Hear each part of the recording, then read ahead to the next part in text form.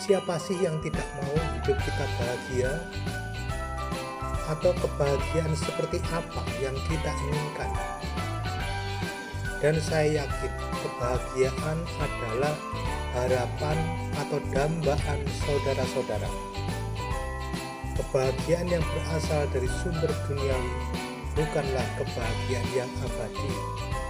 Karena kalau sumbernya itu hilang, orang menjadi tidak bahagia.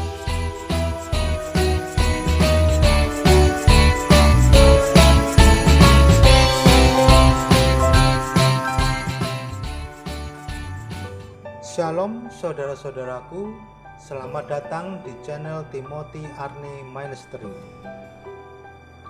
Dalam video kali ini, saya akan membawakan renungan yang bisa saudara dengarkan dan bisa saudara kontemplasikan, terutama bagi saudara-saudara yang saat ini sedang mendambakan adanya hidup yang bahagia dan mau belajar melalui firman Tuhan. Selamat mendengarkan. Dalam renungan kali ini, saya akan berbagi firman Tuhan yang saya ambil dari kitab Mazmur pasal 112 ayat 1 sampai 8. Apa kabar hari ini? Saya berharap saudara-saudara semua atau yang sedang mendengarkan video ini dalam keadaan baik, sehat, dan selalu diberkati Tuhan. Sebelum merenungkan firman Tuhan, marilah saudara terlebih dahulu membuka hati supaya Roh Kudus tinggal dan diam di dalam hati saudara untuk memperbarui iman. Sebab seperti itulah yang dikehendakinya, agar saudara tumbuh dalam iman dan kebenaran.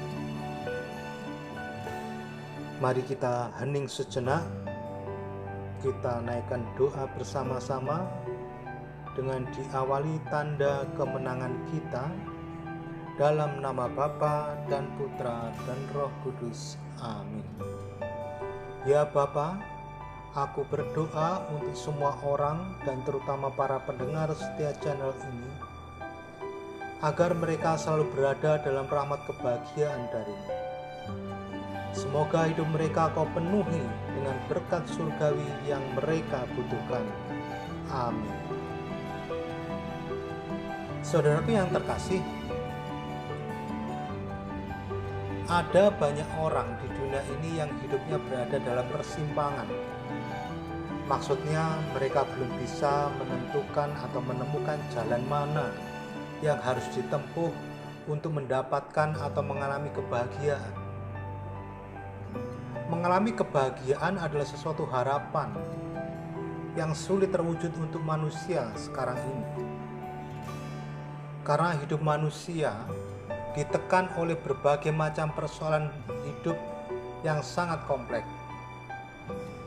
Hidup manusia cenderung membosankan, kering, individualistik, kompetitif, masa bodoh, permisif, egois, dan tidak ramah. Akibatnya manusia kehilangan waktu untuk mendapatkan pengalaman bahagia itu yang jauh lebih dalam maknanya. Inilah gambaran kondisi manusia di abad modern ini. Kebahagiaan dan kedamaian hidup masih berupa impian, masih berupa angan-angan. Nyatanya, banyak orang yang memiliki kesempatan untuk meraih kesenangan, kenyamanan, kenikmatan, kemudahan-kemudahan yang ditawarkan dunia, tetapi orang masih mengalami kesulitan dalam hidup.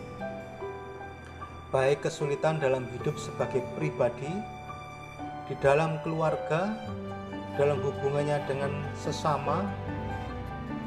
Akibatnya mereka terserang penyakit dan mengalami gangguan psikologi.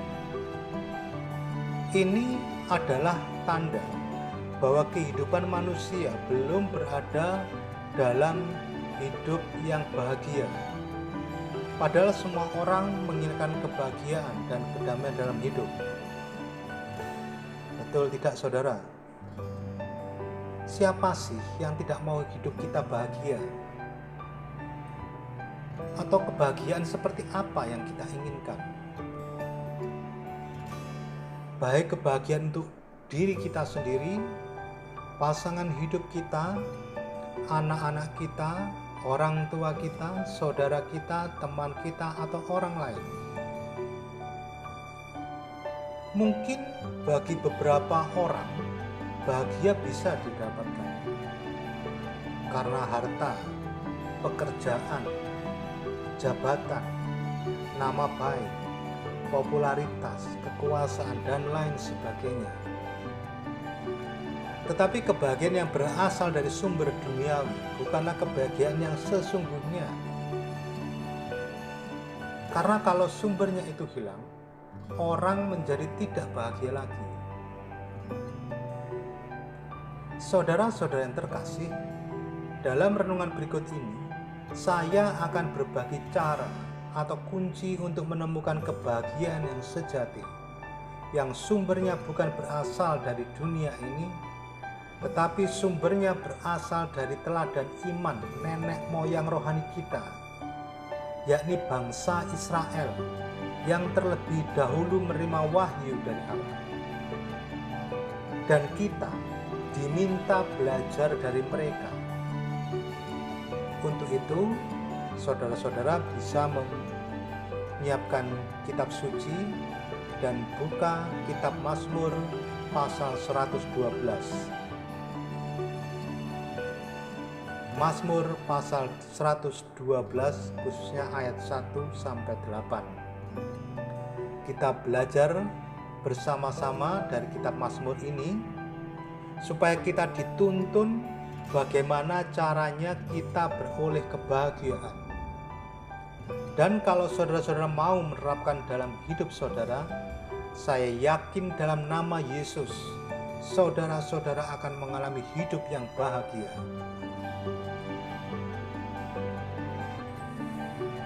Judul Mazmur pasal 112 langsung ditulis bahagia orang benar.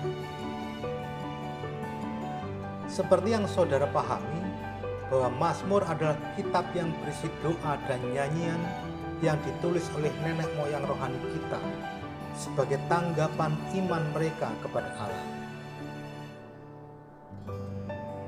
Dari kitab ini, saya akan mengajak saudara untuk menggali sumber-sumber kebahagiaan. Dan kalau saudara perhatikan, pasal 112 ini dibagi menjadi dua bagian, yaitu sorotan tentang sifat orang benar dan kebahagiaan orang benar. Sang pemazmur memulai dengan ajakan kepada kita untuk memuji Allah dengan Haleluya. Sebab kemuliaan apa saja yang ada pada mereka harus diakui. Semuanya datang dari Allah dan harus kembali kepadanya. Kemudian pemazmur melanjutkan dengan menyatakan bahwa sifat orang benar adalah mereka yang takut akan Dia dan bersukacita dalam perintah-perintah dan firman-Nya. Kata takut biasanya berhubungan dengan keadaan jiwa yang tertekan dan tidak tenang. Namun dalam pengertian ini berbeda dalam perikop ini. Takut di sini dapat berarti hormat kepada Allah atau kagum akan Allah. Seseorang yang berhadapan dengan kuasa dan kehadiran Allah akan merasa takut kepadanya karena peristiwa itu telah membangkitkan keinginan untuk hidup benar di hadapan Allah dan tunduk terhadap kekuasaannya. Itulah sebabnya kalimat takut akan Tuhan dipakai sejajar dengan pengertian mengabdi, mengasihi, beribadah, hidup menurut jalannya, dan melakukan ketetapannya. Di hadapan Allah, orang yang takut kepadanya memperoleh anugerah sebagai orang benar.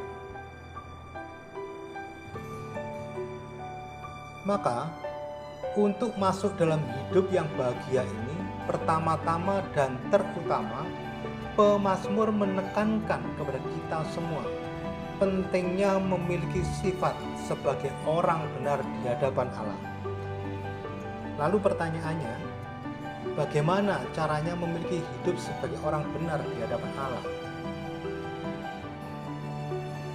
Memiliki hubungan yang benar dengan Allah dimulai, saya tekankan dimulai, dengan mengakui dosa-dosa kita dengan sungguh-sungguh dan rendah hati. Kemudian ikuti apa yang Tuhan perintahkan kepada kita untuk kita lakukan, untuk kita laksanakan. Dari mana kemudian kita tahu perintah Tuhan? Saudara-saudara bisa mengambil puji syukur dan membacanya di sana. 10 perintah Allah. Saya ulang, 10 perintah Allah. Mengapa takut akan Allah itu sebagai sifat orang benar sangat penting untuk memulai kehidupan yang membahagiakan? Sudah barang tentu, menjadi orang benar, Allah menganugerahkan hidup yang membahagiakan. Ada konsekuensi logis menjadi benar di hadapan Allah. Pemazmur menyajikan dengan begitu indah apa yang akan diterima atau dialami orang benar. Mari kita cermati ayat per ayat berikut ini. Kita lihat ayat yang kedua, anak cucunya akan perkasa di bumi.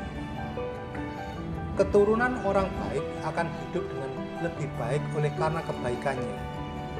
Anak cucunya akan perkasa di bumi, sebab demikianlah bunyi perjanjian, seperti apa yang pernah Tuhan nyatakan kepada Bapa Abraham. Aku menjadi Allahmu dan Allah keturunanmu. Saya yakin saudara-saudara pernah mendengar kalimat ini. Aku menjadi Allahmu dan Allah keturunanmu. Ketika orang-orang baik itu sendiri sudah berbahagia di sorga, anak cucu mereka mungkin menjadi besar di bumi. Anak cucu mereka akan mengakui sendiri bahwa hal itu terjadi oleh karena berkat yang turun dari mereka. Inilah yang disebut angkatan orang benar akan diberkati.